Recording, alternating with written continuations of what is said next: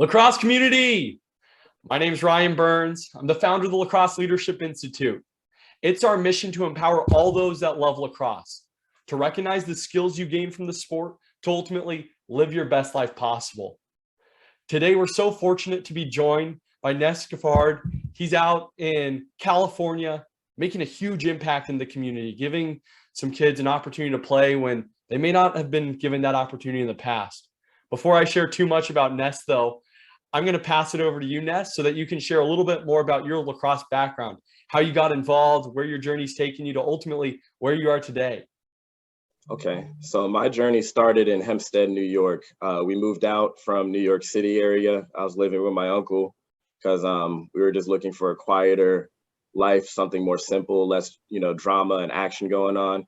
So my football coach, Coach Jones, he was our linebackers coach, and he really pushed me hard to come wrestle and play lacrosse because he wanted us to be multi-sport athletes. Long story short, I went out to the field, started playing lacrosse, ended up liking it more than I liked football, became a captain within a year, was all-county honorable mention my senior year in high school. So, I ended up really loving lacrosse, and, ever since, that game's had a special place in my heart. So now I just want to, take everything that this game has given me in terms of friends, values, connections, everything that it's given me, and I just want to pass it on because I know, a lot of my coaches are getting old and, they're not even coaching anymore. So I'm at that point where I'm like, dang, I literally have, and some of my teammates, they're not coaching either. I have all of their knowledge and everything that they learned from their coach. And, I'm thinking if I don't pass this on to somebody, it's going to be lost. And, what better place to pass it on than, the kids on the West Coast in Los Angeles, because there is no lacrosse out here. No one knows what it is. We have the Olympics coming up, and I'm hoping, that it gets the bid because I see them always talking about the Olympics. I just need to see a lacrosse stick somewhere in those, advertisements just to make myself feel better. And hopefully, like, what we really want is we want the city of LA, the county of Los Angeles to know what lacrosse is when it gets here. We don't want them to be like, we're lost, we don't know what's going on, or why can't they step inside that circle where the guy with the big stick and the helmet is? Well, that's the crease, so we want to make sure that people know a little bit about the game, know the indigenous history. To me, that's very important because we're all Americans here, regardless of what you look like, your religion, where you come from, what you believe in, we're all Americans here, and that's part of our history. And we need to know that it's an indigenous game and it comes from indigenous, people of the Great Lakes who are playing this game to please their creator, to train kids for war, and that a lot of tribal beefs got settled with this game too as well. Oh my gosh, Nes, you just shared so much that I think is so powerful in terms of sharing tribal knowledge of the sport, being able to share the values that your previous coaches have imparted on you, the teammates that you've had are able to share with you those experiences, and now you're passing it on. And that's something that I really lean into as well. And that's why we created this space in this podcast to share the leadership skills that you gain from the sport, and being able to pass that on, in my opinion, is a big aspect of leadership. Can you share a little bit more, though, about those values that you find most impactful from the sport of lacrosse? So the values that I find most impactful, I would say, are just accountability, understanding how to work as a team, communication. Anybody who plays defense knows communication is big. Being able to trust each other, trusting your teammate's going to make the slide, trusting your teammate's going to catch the ball, trusting the team knows their backup responsibility and where their man is and where the ball is at all times. And that's just in the lacrosse field lens. Once you take that outside of the field, all those things are true, whether you're part of a team in your career, whether you're running your own team in your career or running your own business, you need to be able to communicate. You need to be able to be accountable. You need to be able to stand by your failures. You need to be also able to stand by your successes. You need to be able to give people their flowers, when they need to get their flowers, especially while they're still here, because, they don't make people that are, with these values anymore. You don't see them too often. Sometimes people don't believe in, having integrity, doing the right thing when nobody's looking at you. People don't believe in, setting an example for the next generation. So it's really important that us as coaches, we treat each other with respect, program directors, tournament directors, because the kids watch us. And, they're watching how we conduct ourselves as adults. They're watching how we conduct ourselves as professionals, how we communicate with each other and how we speak. So, if we want this game to really grow and go in the right direction, we as adults and actors in this game that, have the institutional power, we have to make sure we set the right example. Oh, absolutely. I think that's just such a big thing. We forget about, I don't like to say influence because I don't think we have control over anyone else, but the actions that we have demonstrate how we live our lives, and ultimately the outcomes of our life are due to the actions that we've done. And so when our kids that we're coaching recognize what we're doing on a day-to-day basis, and then they see the lives that we're living, and they think, you know what, I like what coach is doing. I like the life that he's living. I'm going to start implementing what he does because it seems like something I want to accomplish. And that's in a sense the influence we have. And I think the respect aspect is so big, as well as integrity, because it lays down the foundation for us to be able to build just a really powerful life. And we think about the strongest buildings, they have a strong floor, a strong foundation. And that's what we're trying to do with the kids, with accountability, integrity, communication, teamwork. All those things are so big. And I hear you saying that over and over right now. And I just think, oh man, I'm thinking the same things. And we're in a different area, which is the cool part about lacrosse. With this foundation that you have in this value system, I'm assuming you've reached some pretty cool heights in the past, whether you're playing or coaching. What are some of your pinnacle lacrosse moments, or what is your one pinnacle moment? Oh, like as a player, as a coach? Yeah, what are some moments that really stick out to you? I got a couple. You know, One moment that really stuck out to me is I went to an NLL combine in 2018. I was trying out for the NLL, trying to get into the league. Unfortunately, I didn't make it. Not an easy league to get in. Everybody wants to be in it. There's very few jobs, and it's going to go to the most talented people. I won every face-off though, basically at this combine, and our team ended up, because they separate you into a red and to a black team. So our team, we ended up beating them by like 6 or 7 goals because we just had possession of the ball the whole time. And the funny thing is my other friend, he's got locks like me. He's a little taller. His name's Brendan Murphy. He also went to UAlbany. So when we were having a conversation, he was saying that, yeah, because you performed so well at that combine, they thought I was you. And I ended up getting like free tickets to a game or something like that. And then they were saying like, yeah, we're going to sign you. And I said, and then he's like, wait, I don't face off. You must be talking about my friend Nes. And I'm just like, you got free tickets to the Seals game and got to sit, field side and see everything. I'm not saying I haven't been to any Seals games. I've been to a few. I love going to those games, but I was like, dang, you got free tickets. You got the red carpet treatment. But I was like, that's okay. That's life. That's how things go. I ain't too mad at him. I probably would have done the same thing. Like, hey, free tickets, So another circumstance I would say was huge for me was when we started Black Star, I knew we were going to lose every game by 20 goals. And I explained to parents when we started, like, these kids are all new to lacrosse. They don't know what it is. We just started playing. It's probably going to take us at least a year before we start tying games and winning games and really standing a chance against other teams. So a big moment for me was when we went down to Temecula and we competed in our first tournament, our 4-5 team and our 7th and 8th grade team, because, it was their first time playing. We traveled a few hours down south, to a wine country area called Temecula, played lacrosse out there. The kids really enjoyed it, got to meet the Yateman family, really cool people. Will Yateman, if anyone doesn't know, played lacrosse at the University of Maryland and was also in the NFL as a left tackle for the Miami Dolphins. So, good friends with his father, Dennis Yateman, who's been helping us a lot and providing support from San Diego County. We got to meet Will Yateman. He shared and imparted some wisdom on the boys.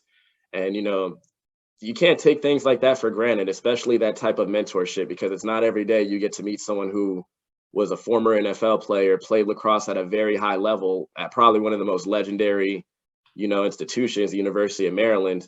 I know they've lost, and they've won some, but, they're definitely up there with the Hopkins, the Syracuses, the big name teams. So like, you can't take any of that stuff for granted. The kids loved it. We took a picture at the end. They gave us some free merch, gave us some socks, gave us some hats, gave us some shirts. So, we had a really good time down there, ended up going to, do team bonding afterwards and watch the movies. And, the kids really just enjoyed their experience, and I was happy. And I credit that as a milestone because that's what started, the love for lacrosse in this neighborhood. Because now, I have people coming up to me every time I go to the Leimert Park Village on Sundays because, I like to get my, herbal medicines and, get some, skincare cream and things for my hair and all that good stuff and support the different Black businesses. They're always telling me, like, there's kids out here playing the sport with this stick, and that all started because of you. And now we always see them out here throwing this ball, and we just don't know what this sport is. And, you really need to educate the neighborhood more on this sport because we see it, but we don't totally understand it. And I was surprised the gentleman who approached me said he knew it was a Native American sport because he did his research. And I said, that's huge because not everybody knows that. People don't know where this sport comes from or the reasons that it was played or the history of it. But when you understand it, it's a very beautiful history. And he said, I agree. Everybody's got to understand what this game is really about. So, I think we have a really big opportunity here to brand the game in a way where it's inclusive to everyone and we can really grow it so it caters to all audiences. Because I'd love to see, more pro teams. I'd love to see more colleges and universities with teams at the NCAA, NAIA level, as well as MCLA. I'd like to see kids get more scholarships. I'd like to see the Pac-12 get involved. I'd like to see some of the bigger football schools get involved. I know Title IX is going to, be an issue. But, even on the girls' side, I want to see them win too. I want to see them get scholarships. I want to see their programs grow. I want to see, their pro league get off the ground and get the recognition that it deserves. I want to see the players get paid what they deserve. The coaches get paid what they deserve. And most importantly, we just want people to have fun playing this game and being a part of it. So those are probably the two things I can say that stick out the most in terms of lacrosse highlights for me. Well, I appreciate you sharing about your prowess as a lacrosse player. I think it's always great to be able to go to a pinnacle and play against the top players around the world. And that is something that is a very unique experience. So thanks for sharing that. But I'm touched personally by you being able to impact your community, being able to walk into the market or the community and say, we never knew what the sport was until you came around. You started sharing your love with others and the kids. And now it's starting to be a part of that community, so much so that they're asking for more. And that's just unbelievable. And it really shows that the value system that you have is producing results, and you're able to align yourself with some mentors that seem like really big allies that are able to help aid you in your mission. And in my mind, that's a big part of leadership, is combining people together to produce bigger results. For you, what is leadership? Or when we say, what's the definition of leadership, how do you define it? I mean, leadership isn't necessarily about you thinking about yourself and what you get out of it or the praise that you're going to get, because, people are always praising me for bringing lacrosse into the neighborhood, dedicating my time to doing this, making sure the kids are well equipped, writing the grants, running the whole nonprofit, doing all the administrative work just to get us on the field, and I tell them, like, I do this, not just to serve the community, but like, I just really love lacrosse. I want to be around the game. I coach, I play, don't get me wrong. I do take breaks because too much of a good thing can be bad. But like, I really want to be here, and, I really want to coach the kids in this community. And I think they sense and feel that passion. So that's what real leadership is to me, is that you should be able, whatever passion that you're putting into whatever, the medium is, the people that you're affecting, that should inspire them to go chase their dreams too. That should inspire them, to want to go to new heights with, the goals that they have. So for me, that's what leadership is the fact that I'm down here in the trenches with everybody else, and, we're inspiring each other. But I tell these kids and the parents, sometimes you guys inspire me. Sometimes, I lose my process, or I lose my, the path that I'm walking down. And, sometimes it just takes me watching, we have this one kid, Yu, he plays on our K1 team. Sometimes I just have to see a kid struggle through 10 different guys with a ball, and then he finally reaches his goal and scores the point that he was supposed to score. And I'm just like, dang, I'm over here complaining. And this kid, just went through everything, in a microcosm of what we're all dealing with. Is we're all going to have struggles. We're all going to have barriers. We're not going to always have people that are rooting for us to win. We're not always going to have, the best circumstances or all the resources to make it happen. Sometimes you just got to go out there and just do it, push as hard as you can, trust the higher beings above, and just make sure that, most importantly, when you are trying to lead a group of people, that you're not just thinking about yourself, you're thinking about the whole. So I want to be the type of coach where my players know I'm going to fight for them. My players know they can trust me. My players know that I'm going to, give it everything I got to be the best coach that I am. So, you can't expect your soldiers to fight for you if they don't expect their, general to fight for them. And I think it goes both ways. So, that's probably the most important thing to me, I would say, in terms of leadership, is being able to inspire. And Ness, I'm so glad that you brought that up in terms of the leaders are the ones that recognize capacity or capabilities in someone else that they don't even recognize in themselves. So that leader is able to find a treasure within them, unlock it, and ultimately see that individual become really successful. And when you do that with 1, 2, 10, 20, 30 members, all of a sudden the bar's raised. These standards are really high, and those initial teammates are now acting as leaders and bringing others up with them. And that's where we start to get momentum, and we start to see progress in the directions that we want. And ultimately, I think that's what generates success. And one other aspect I want to highlight, because I had a similar experience last weekend when you talked about the little K1 player who was able to fight through 10 players, ultimately get to the goal and score. Just like you said, that's a microcosm of life. Yeah. Every single day, he's not going to have everyone in his corner cheering him on to go score. There's going to be opponents. There's going to be adversity. There's going to be struggles. But he could see that he could get through it. He could get to the other side.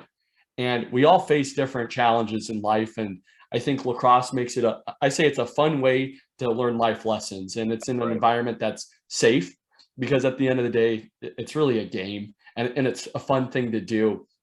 And we had a player last weekend who he's never played lacrosse before. He started up, it's February now, so he started 2 months ago. And we brought him up to our competitive team for the 14Us because he's busting his butt day in and day out. He faced off for us just because he's so athletic. We said, hey, you've never faced off before. Just wait for the whistle and go. And lost his first one. He won the next 2 face-offs. First game he was there, he got on the doorstep, caught a ball, missed. Next game, catches on the doorstep, gets a goal, and everyone just goes crazy. And I'm just screaming Kyrie, like having such a good time. And that inspired me. I thought, man, you can find someone who's just raw, has energy and passion, and then it reminds you why you're in this for the first place. It's to give back and be with the game. And I'm so glad you brought that up, because it's big. I do want to pivot, though, back to the challenges and adversity, because as a leader, sometimes you have to make decisions or have to make choices for the group of the good that are challenging. And sometimes people won't even agree with you at first. Can you share a decision that you've had to make that was challenging for Black Star or any of your other teams that ultimately, after it progressed through, you were really happy with that decision? Oh, man. I remember we were sitting at my friend Chris's house. He's a professional player in the NLA now. And we were trying to come up with a name for the team. And, we were throwing all these different names out. And we finally decided we're going to call it Black Star. And just for anyone watching, because this is very important, the reason why we called it Black Star isn't because we're Black and we think we're stars. We have people of all ethnicities that play on our team. We're never, ever going to exclude or discriminate, because that's just not who we are. And that's just not who I am. We called it Black Stars because we're in a predominantly Black neighborhood, Black and brown neighborhood. And this goes back to the Marcus Garvey idea. So Marcus Garvey had this ship called the Black Star Line. And this was going back to this whole idea of the Back to Africa movement, where, Blacks didn't necessarily have all the rights afforded to them back then. So the only way that you can get any opportunities is you had to create your own. So the whole point of Black Star was that we create our own opportunities. The big reason why we push ground balls so much in our program is not just because ground balls win games. It also goes back to our value system where, we can't rely on other people to give us opportunities. We can't rely on other people to always give us seats at their table. Sometimes you got to build your own table.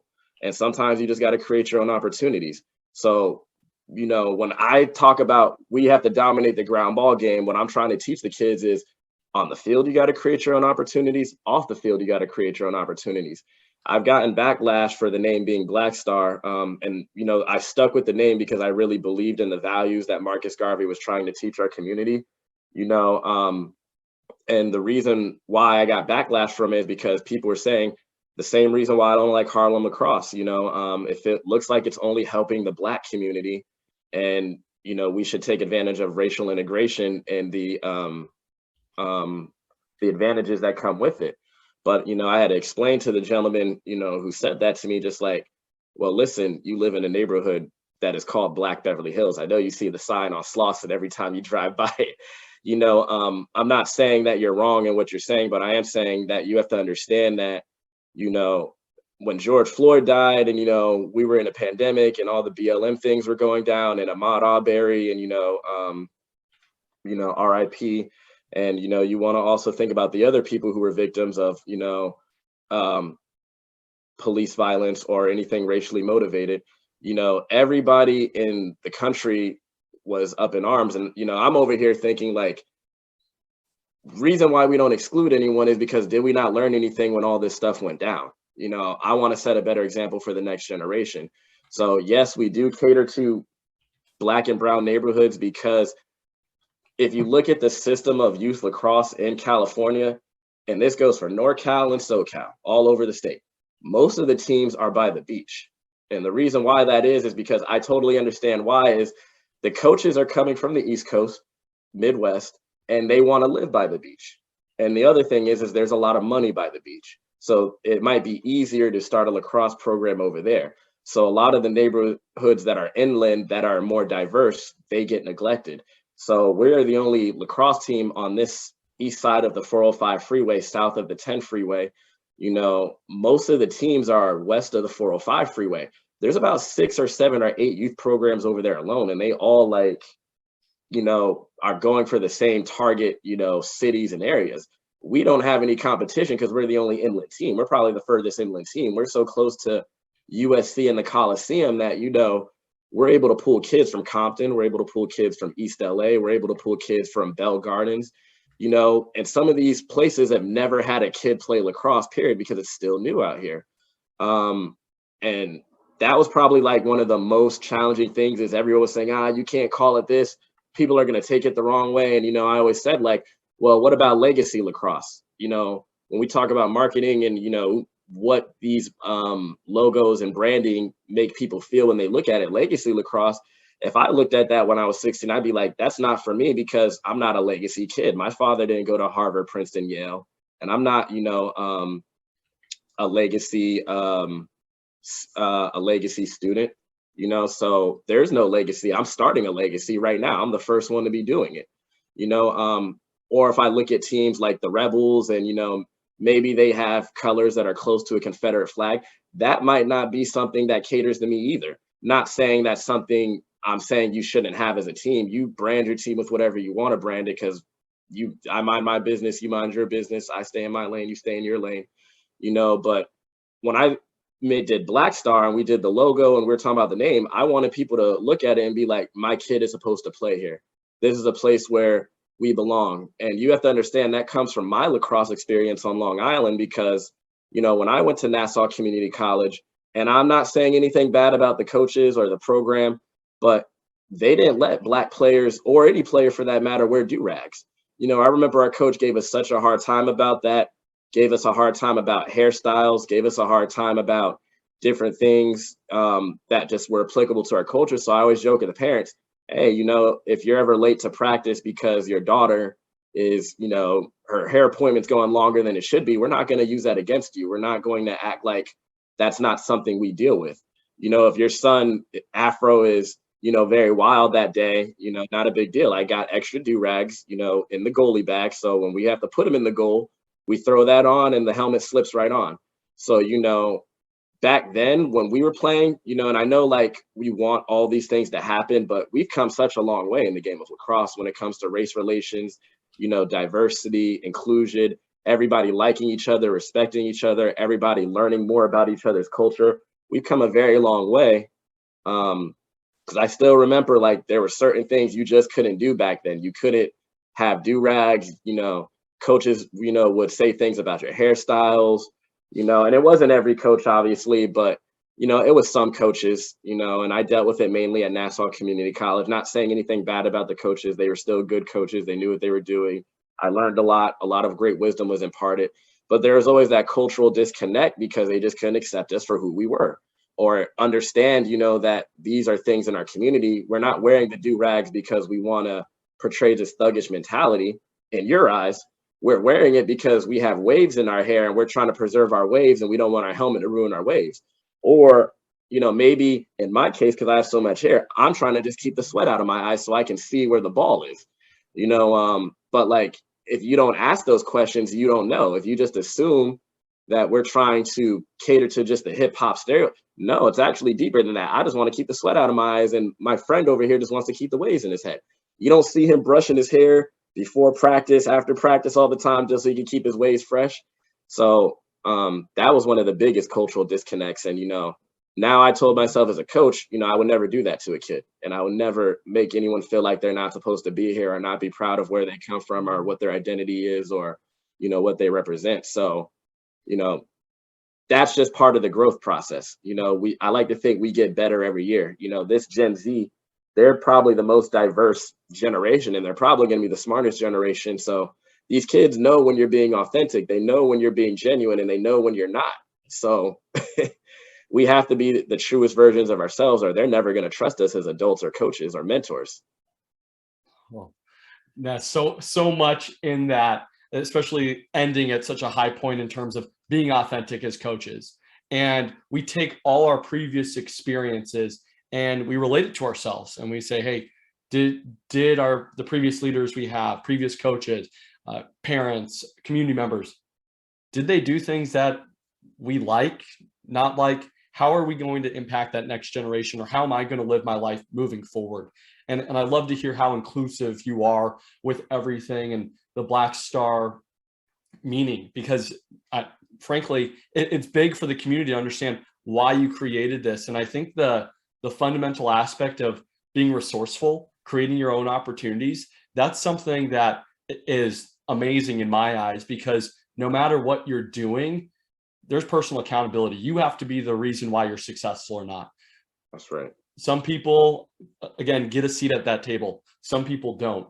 And that table is different for every single person. And that's why adversity it's such a big word, and it can relate to so many different things.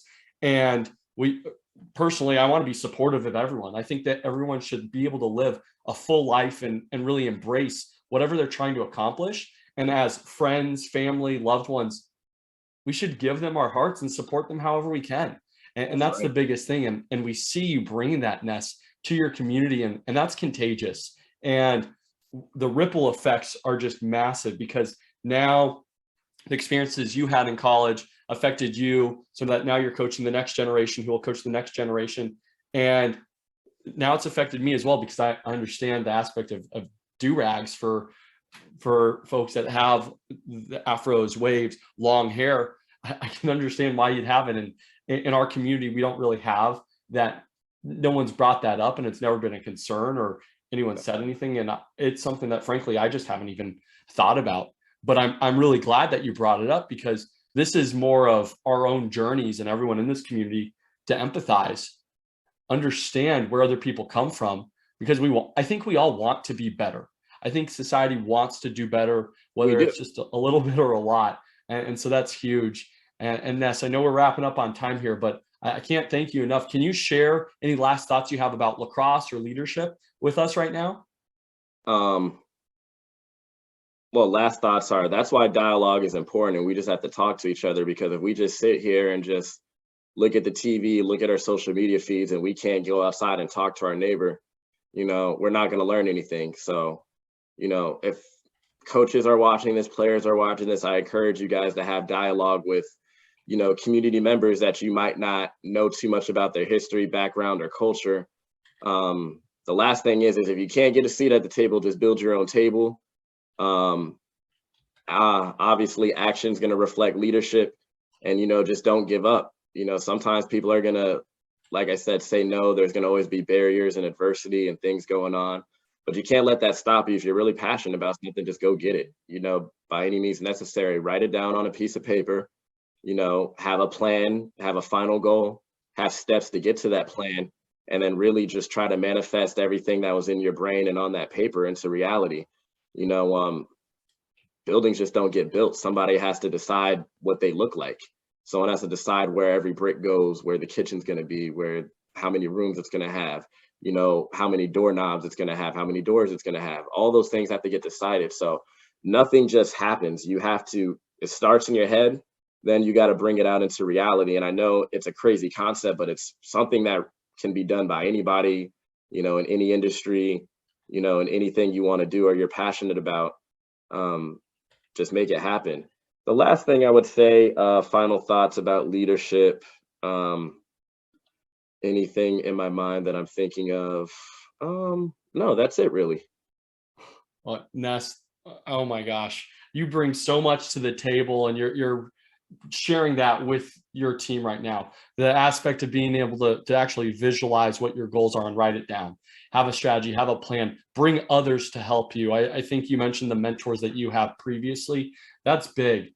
You are so right. Your kids are watching you right now, watching you as coach, watching you as a role model.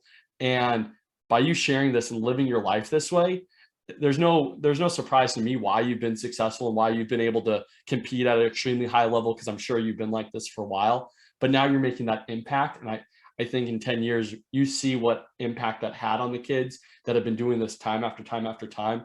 They're going to be following your footsteps. And I'm so grateful that you took the time to be on this conversation with us so we can share your story with our community. Thank you so much. No, of course. Thank you for inviting me, Ryan. I really appreciate it. It was a good conversation. And I loved learning a little bit about you and, what's going on in Arizona. So, just really appreciate it. And, you never know, maybe we'll run into each other at a tournament or on the field. So I'd like to meet you face to face one day. So. Oh, absolutely, man. Looking forward to it. Yes, sir. All right.